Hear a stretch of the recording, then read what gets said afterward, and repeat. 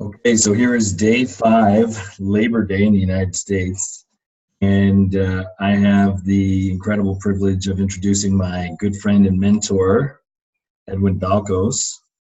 And he is in Minneapolis, Minnesota, and we've been friends for quite some time, and we've shared this journey of recovery a long time. And I'm just really, really pleased that you can be a part of this project. Great. Thanks, Dan. Yeah. Yeah, happy to help. Yeah, thanks so much. So the conversation has really been geared around being men in recovery and how much our lives have changed. And so I ask the same question every time to start the conversation. What's the greatest gift that recovery has given you toward being the man you always knew you could be? And I would have to say that would be integrity. I've always tried to live a life of integrity, but in my addiction, I found that a lot of my behavior wasn't congruent with my morals, and I think that was the thing that ate me up the most during my using days. Because I felt like I did try to live a good life even when I was active in my drinking and drug use, but it really wasn't congruent with exactly what you said, with the man I wanted to be.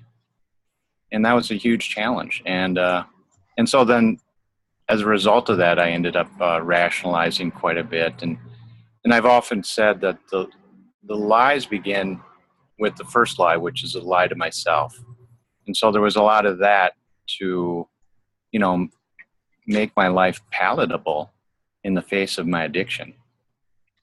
And so what about the people who would say, dude, you knew what you were doing. You knew right from wrong. So, don't excuse your behavior, or don't. Are you saying your alcoholism or your addiction caused you to act in that way? No, not at all. I'm saying that in the absence of it, I can live a life of integrity where my behavior does align with my morals. So you and I have known each other a long time. You've raised 2 wonderful children. You're married over 30 years, I believe. Let's see, 28. 28 Yeah. years. So you and I have had a lot of conversations about being a man and being a man that we can respect and feel in the world that we can present somebody who is honorable, right? And I think you use that word a lot. And integrity is a huge piece. You're not even the first guest to come up with that as a core word, and it's certainly an important word to me. How has your ability to increase your level of integrity, how's that affected you as a father? Well, I mean, when you first asked me the question, I was thinking that the greatest gift was what I can give to my children, and then I broke that down further to what specifically, and it was integrity. But with that integrity, I can model the behavior to my kids. They see what I do. I don't have to tell them. They can see what I do. It's not a matter of just my words. I back everything up with my action. So there's a real congruence. Right. And there's that famous quote from, I believe it was James Baldwin, who basically said, our children don't care what we say, they watch what we do. Right. Yeah, so that's really the beauty. I mean, what I give to my children by modeling the behavior. And how does that path of recovery that you've been on, how does that help you in your other relationships? Oh, it's immense in all my relationships. I mean, the people that I'm drawn to are men and women of integrity. I mean, I think that's the biggest draw, is that honesty that stems from people who do what they say, mean what they say, are authentic, genuine, speak from the heart. Those are the people that I'm drawn to. So I think sometimes when people hear men or women talking about integrity the way you just did, they may feel this pressure that they have to be perfect. They may feel this pressure of like, well, I have to always say what I'm going to, always have to do what I say, and I have to always project this man of honor and all that. I think sometimes people see that as something they can't even accomplish. What are your thoughts about that? Well, part of that is I have to model also our own humanity. I mean, and to allow myself some leeway. I mean, that's a big challenge for me, as I'm kind of a perfectionist, and certainly hardest on myself than anyone could be on me. But I think I also have to model the fact that we have to allow ourselves some room for error and our humanness. So is it possible to say that maybe part of integrity actually is the way that we stay in integrity is acknowledging to those we care about when we have failed to be in integrity?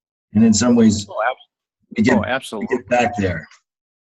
Yeah, I mean, I think some of the greatest lessons I've told my children are through stories about my mistakes. Mm.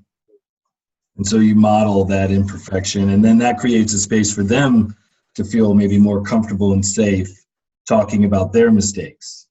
And then, Absolutely. And I mean, I think some of the greatest lessons that I give my sponsees are really through my own failings. So yeah, there's plenty. I mean, integrity, that's something that can be strived for. I don't think we can do it perfectly, but I mean, that's a piece of integrity in and of itself.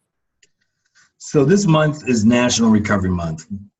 In our society, we've gone back and forth as far as how open we are about our recovery, how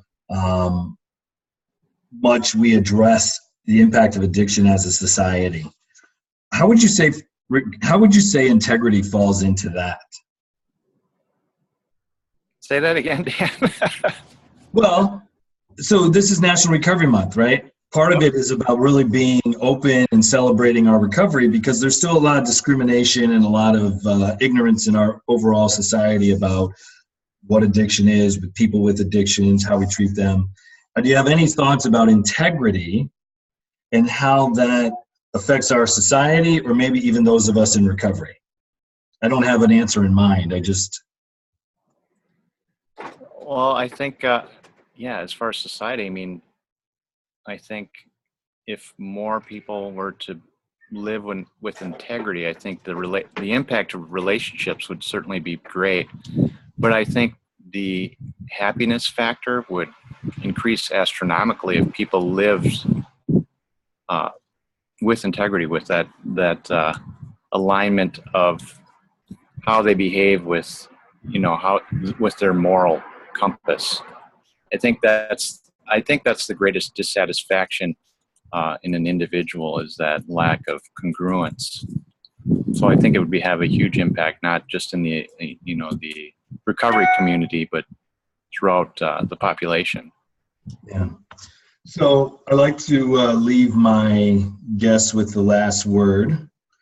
So you and I have known each other quite some time, and I just moved to California from Minnesota. And so I just want to acknowledge you, who many people don't know, but it's like the millions of men in recovery who they just simply, their gift to the world is being present in their everyday lives and with their family. And that's what I love so much, is it's not about having to be known. It's about living that life that you can look back on and say, I treated this gift of life as a true gift. And that's something you've modeled so well for me and helped me with in my own journey.